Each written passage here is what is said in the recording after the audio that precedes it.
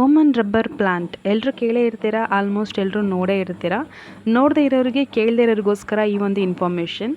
Indoor ಪ್ಲಾಂಟ್ಸಲ್ಲಿ ತುಂಬಾ popular ಆಗಿರುವಂತಹ ಪ್ಲಾಂಟ್ಸಲ್ಲಿ ಇದು ಕೂಡ ಒಂದು. ಇದರಲ್ಲಿ ತುಂಬಾ ವೆರೈಟೀಸ್ ಇದೆ. ನನಗೆ ಈ ಒಂದು ಕಲರ್ ನನಗೆ ತುಂಬಾ ಇಷ್ಟ ಆಯಿತು, ಹಾಗಾಗಿ ನಾನು ಇದನ್ನು ಮೀಶೋದಲ್ಲಿ ಬುಕ್ ಮಾಡಿದ್ದೆ. ಇವತ್ತು ನನಗೆ ಅದನ್ನು ಡೆಲಿವರಿ ಕೊಟ್ಟಿದ್ದಾರೆ. ನಿಮಗೆ ನಾನು ಅದನ್ನು ಓಪನ್ ಮಾಡಿ ತೋರಿಸ್ತೀನಿ ಹೇಗಿದೆ ಅಂಥೇಳಿ. ಇದೊಂದು ಆರ್ನಮೆಂಟಲ್ ಪ್ಲಾಂಟ್ ಆಗಿರೋದ್ರಿಂದ ನನಗೆ ತುಂಬಾ ಇಷ್ಟ. ಇದನ್ನು ಮನೆ ಒಳಗಡೆ ಅಥವಾ ಎಂಟ್ರೆನ್ಸಲ್ಲಿ ಇಟ್ಟರೆ ತುಂಬಾ ಚೆನ್ನಾಗಿ ಕಾಣಿಸುತ್ತೆ. ಇದು ಮೇಂಟೆನೆನ್ಸ್ ಕೂಡ ಬಂದು ಅಷ್ಟೊಂದೇನು ಹೆವಿ ಅಂತ ಏನು ಅನಿಸಲ್ಲ.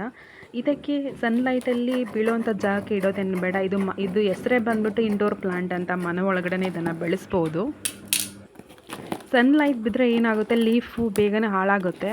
ಸೊ ಇವಾಗ ನೋಡ್ತಾ ಇದ್ದೀರಲ್ಲ, ಈ ಥರ ಪ್ಯಾಕ್ ಮಾಡಿ ನನಗೆ ಕಳಿಸಿದ್ದಾರೆ. ಪ್ಯಾಕಿಂಗ್ ಅಷ್ಟೊಂದೇ ನನಗೆ ಇಷ್ಟ ಆಗಿಲ್ಲ, ಬಟ್ ಅದು ಲೀಫ್ ಏನೂ ಹಾಳಾಗಿಲ್ಲ, ಚೆನ್ನಾಗಿದೆ.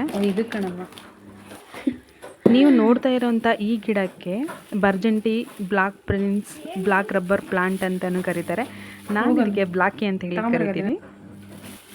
ಎಂಟ್ರೆನ್ಸಲ್ಲೆಲ್ಲ ತುಂಬಾ ಚೆನ್ನಾಗಿ ಕಾಣಿಸುತ್ತೆ, ಹಾಗಾಗಿ ಇದನ್ನು ನಾನು ಎಂಟ್ರೆನ್ಸಲ್ಲಿ ಇಡೋಣ ಅಂತೇಳಿ ತೊಗೊಂಡಿದ್ದೀನಿ.